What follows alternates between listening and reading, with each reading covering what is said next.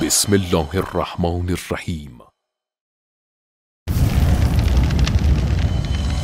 قسط نمبر 21، حکومتوں میں اثر و نفوذ، حصہ دویم۔ My friends, Israel's security is non-negotiable. Protocol number 10، ہمارے نفوذ کے تحت ممالک کے حکام کو ہم ہمارے بنائے ہوئے اپنے بااعتماد افراد کے ذریعے کینڈیڈیٹ کریں گے اور اس کے بعد اسے انتخابات کی ڈھونگ میں انتخاب کریں گے۔ Je l'ai dit à 2 reprises au nom de la France, à la tribune des Nations Unies. La France ne transigera pas avec la sécurité d'Israël parce qu'Israël, c'est un miracle. Israël, c'est un miracle. Monsieur Romenaï parle de rayer Israël de la carte. Israël doit savoir que la France n'acceptera jamais que l'on remette en cause la sécurité d'Israël.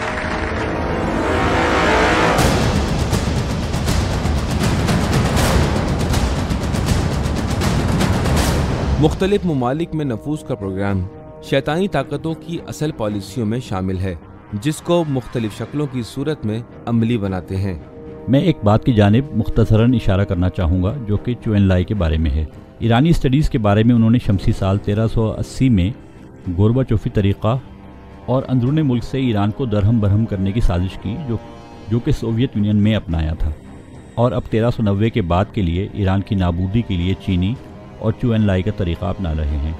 چو N لائی model میں ماؤ زے تونگ کے آخری دور اور اس کے بعد کے دور میں ان کا طریقہ کار یہ تھا کہ چین کی کمیونسٹ پارٹی کا ظاہر وہی رہے لیکن اندر سے لبرلائزڈ یعنی آزاد خیال بن جائے۔ اور اب ایران کے بارے میں اپنے اسٹریٹجک مراکز میں اور تھنک ٹینکس میں فکر گاہوں میں جو مطالعہ کر رہے ہیں چو این لائی کے طریقے کی اسٹڈی ہے، یعنی ایران میں ظاہر وہی جمہوری اسلامی رہے لیکن سب کچھ اندر سے استحالہ اور تبدیل ہو جائے۔ تو اگر ہم چاہیں چینی ماڈل کو دیکھیں یا رومانیہ میں چاؤشسکو کے نائب صدر کے ماڈل کو دیکھیں تو ہمارے لیے واضح ہو جاتا ہے کہ قانون ساز اداروں میں نفوذ کسی قوم کی ترجیحات لانگ ٹرم پلاننگ کے بعد پیچھے کے بعد پیچھے لے کر جا سکتا ہے، آئیڈیالوجی اور نظریاتی بنیادوں کو تبدیل کر سکتا ہے۔ مثلا ہم جو اب اسلامی پیش رفت کی بات کر رہے ہیں، آہستہ آہستہ ترقیاتی کاموں میں مغربی نظریات کی طرف بڑھیں، یہ طریقہ کار بہت خفیہ اور چھپ چھاپ طریقے سے ایک ایسے نفوذ کو جنم دیتا ہے جس کے بارے میں آج کل رہبر معظم سب سے زیادہ فکر مند ہیں۔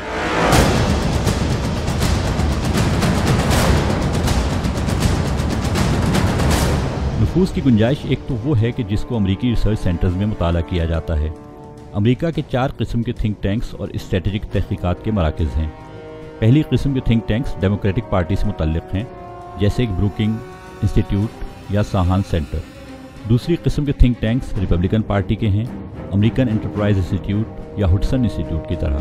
تیسری قسم کی فکر گاہیں بائی پارٹیزن پالیسی سینٹر سے مربوط ہیں، جس نے آج بھی ایران کے خلاف ایک قرارداد کانگریس میں پیش کی ہے، جیسے کہ خود بائی پارٹیزن پالیسی سینٹر اور کونسل آف فارن ریلیشنز۔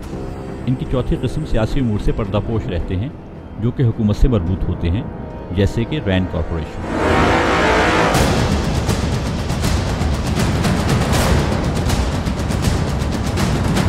اقوام متحدہ سے وابستہ ادارے سب سے اہم وسیلہ ہیں جن کے ذریعے امریکہ اور یورپی یونین ایران جیسے ممالک کے خلاف اقدامات کرتے ہیں اور ان سے اپنے نفوذ کے لیے استفادہ کرتے ہیں۔ اس کی بہترین مثال وہ قوانین ہیں جو کہ ورلڈ بینک اور انٹرنیشنل مانیٹری فنڈ ڈیولپمنٹ کی تھیوری کے لیے رکھتے ہیں، وہ بھی اس لیے کیونکہ ان کے پیچھے عالمی سامراج کی پالیسیاں کار فرما ہیں۔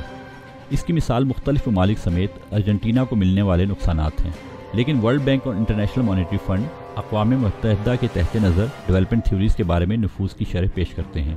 ممکن ہے کہ ہماری پولیٹیکل سائنسز کی یونیورسٹیز یا اکنامکس اور مینجمنٹس کی یونیورسٹیز میں نفوذ کی شرح یعنی کہ پینیٹریشن ریٹ کا بیان ہو اور ہم ان ڈیولپمنٹ کی تھیوریز کو یونیورسٹیوں میں پڑھ بھی لیں، لیکن یہ تھیوریز جب باہر سے آتی ہیں یا جب آپ وہ پریزنٹیشن ریٹ جو کہ IAEA نے دیے ہوتے ہیں، جیسے کہ آپ دیکھ رہے ہیں کہ جو دباؤ پچھلے 14 سالوں سے یعنی انٹرنیشنل ایٹامک انرجی کی ایجنسی ایران پر ڈال رہی ہے، اس کے بجائے کہ ہمارے فائدے میں اقدامات کرتی، الٹا عالمی طاقتوں کے ہاتھ میں ایک اوزار کی طرح تھی تاکہ اس کے ذریعے ایران پر مزید دباؤ ڈالا جائے۔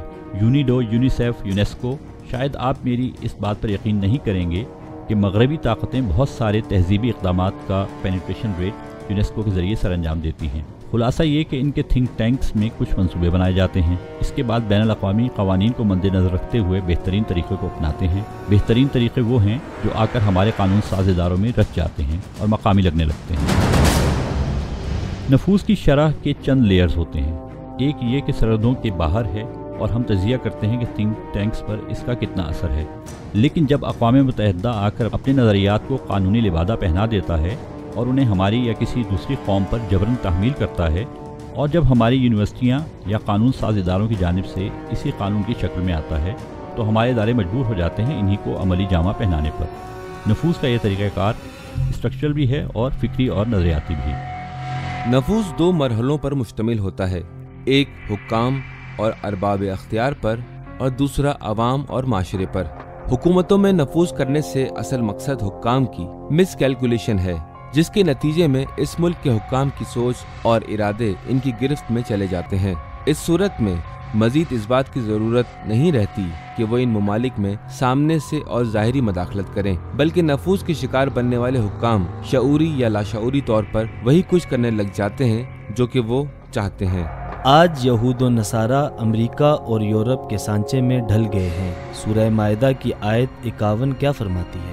خدا آیت نمبر 51 میں یہ فرماتا ہے کہ یا ایھا الذین آمنوا لا تتخذوا اليہود والنصارى اولیاء بعضهم اولیاء بعض ومن یتولہم منکم فانہ منہم ان اللہ لا یہدی القوم الظالمین۔ دیکھیں خدا یہ کیا فرما رہا ہے کہ یہودیوں کی ولایت اور امامت کے تحت